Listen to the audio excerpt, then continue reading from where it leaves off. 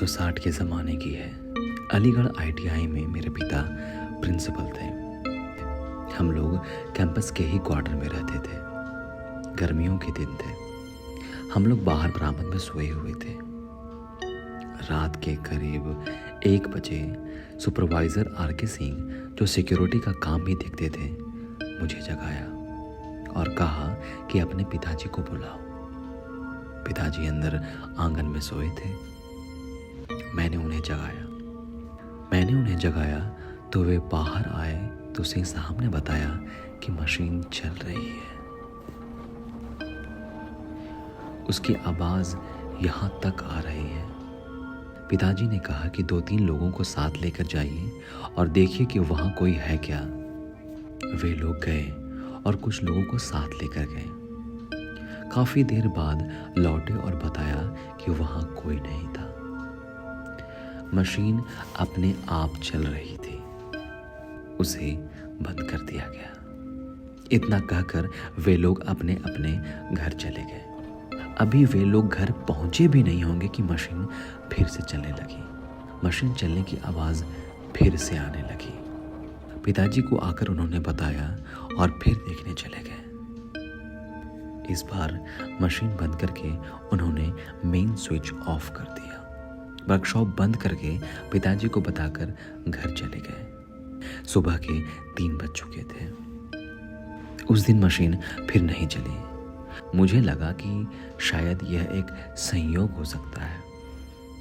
लेकिन दूसरी रात फिर मशीन चलने लगी। 4 स्टाफ को लेकर सुपरवाइजर साहब पिताजी के पास फिर आए। उन्होंने कहा कि चौकीदार ने बताया कि 1 घंटे से मशीन चल रही है। पिताजी ने फिर सबको जाकर देखने को कहा और ये भी कहा कि जाकर मेन स्विच बंद कर देना। वे लोग फिर वर्कशॉप गए और मेन स्विच बंद कर दिया। कोई आदमी वहां नजर नहीं आया और फिर पिताजी को जानकारी देकर वे लोग सोने चले गए। उस वक्त रात के घने अंधेरे और समय था 2।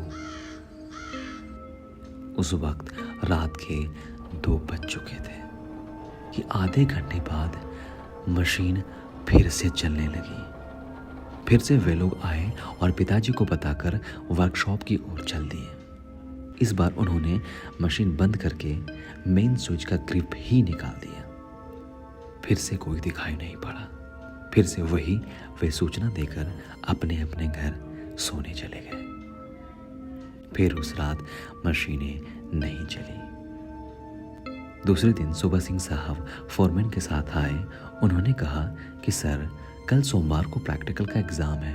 हो सकता है कि किसी छात्र का प्रैक्टिकल पूरा नहीं हुआ हो और वह रात में प्रैक्टिकल करता हो।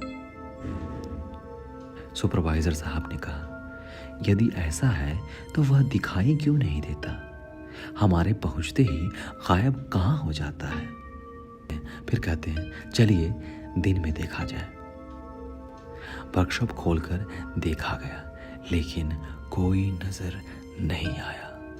वे वर्कशॉप बंद करके चले गए। इतवार की रात थी। उस रात मशीनें फिर से चलने लगी। सारे लोग परेशान हो गए कि ये कैसे हो रहा है। अब आया परीक्षा का समय। सोमवार को परीक्षा शुरू होने के वक्त जब एग्जामिनर आए और जॉब देकर 8 घंटे में उसे पूरा करने को कहा और फिर एग्जामिनर साहब अपनी जगह पर आकर बैठ गए, तभी उनकी नज़र टेबल पर पड़ी। उन्होंने देखा कि वह जॉब पहले से बनाकर रखा हुआ है। उस पर रोल नंबर भी पंच किया हुआ था। फिर इंस्ट्रक्टर को बुलाया गया। इंस्ट्रक्टर को बुलाकर जब पूछा गया तो पता चला कि वह रोल नंबर जिस लड़के का है, उसकी मौत 3 महीने पहले मोटरसाइकिल के एक्सीडेंट में हो चुकी है।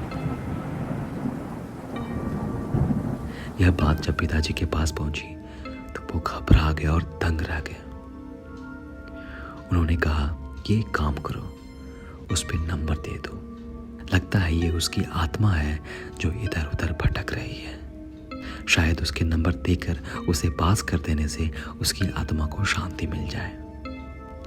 एग्जामिनर ने भी वही किया। एग्जामिनर ने नंबर दे दिया और ये कमाल हो गया। सचमुच में उस दिन के बाद से कभी भी रात के वक्त अपने आप मशीनें नहीं चलने लगी। और सचमुच में उस दिन के बाद से सब कुछ पलट गया। उस दिन के बाद से कभी भी रात के वक्त मशीनें नहीं चलने लगी।